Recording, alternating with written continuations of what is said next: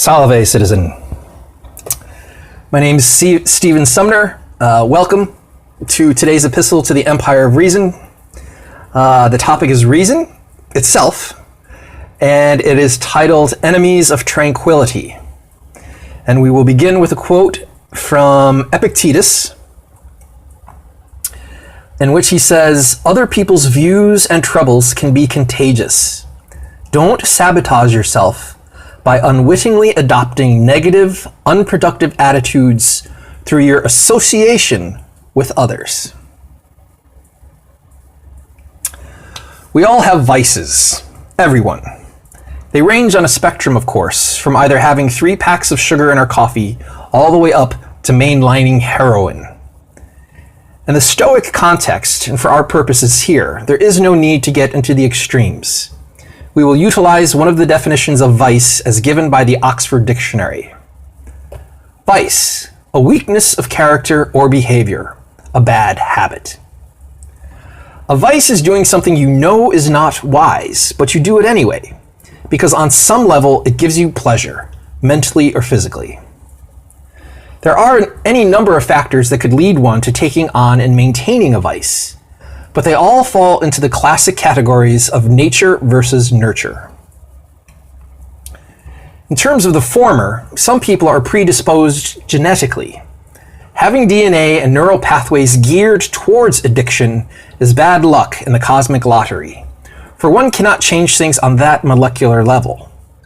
However, once one is aware of that propensity, safeguards can be put into place, therapies introduced, or possibly even medications if severe enough.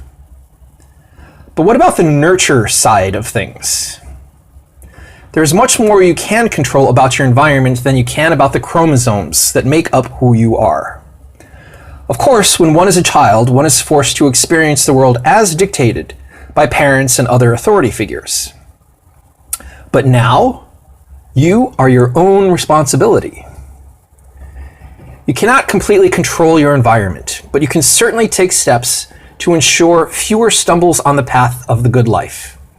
And one of those steps, according to the Stoics, is choosing your friends wisely, for vices are contagious.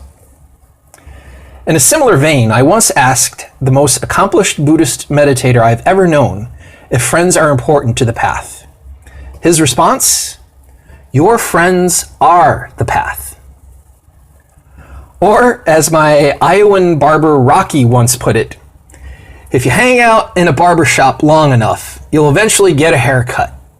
So don't hang out with people you know ain't good for you. We all have obstacles to being who we want to be and to having a good life.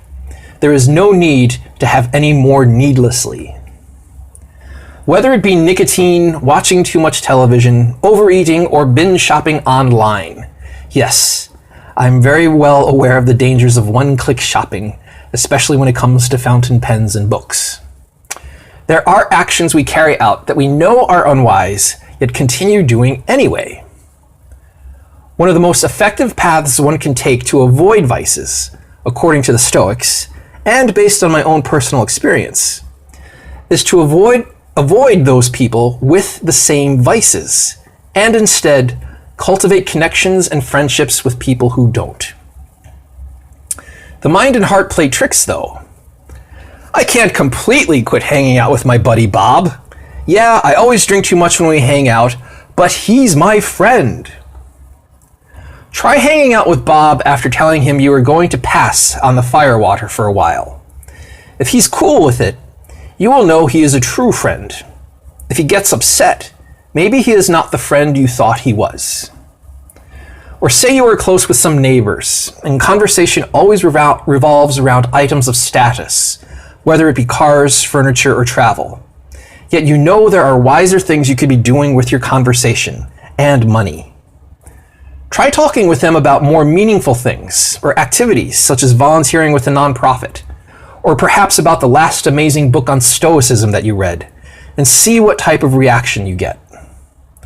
If their eyes start to glaze over with boredom when you discuss the importance of generating a good character, or they want to go on and on about the latest smartphone while you are okay with the model from a few years ago, you will know it might be time to seek other company. Or on the positive side, maybe they will join you on the path to a good life that is free of vices, useless suffering, and wasted time. Life is short. Time is precious. Who you spend time with plays a large part in the choices you make. And to paraphrase Dumbledore from the Harry Potter series, it's not your abilities, or smartphone, or car, or travel plans that define who you are. It's your choices. Acta non verba. Write a list of your vices. Be honest. Evaluate which friends help cultivate those vices and which help in overcoming them. Cling to the latter, drift away from the former, and find even more that are in alignment with who you want to be. This might mean deleting half your friends on social media, but it's worth it.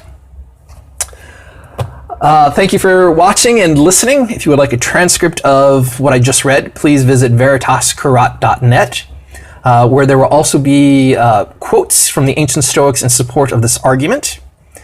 And that's it. Just please remember, Veritas Curat, truth cures.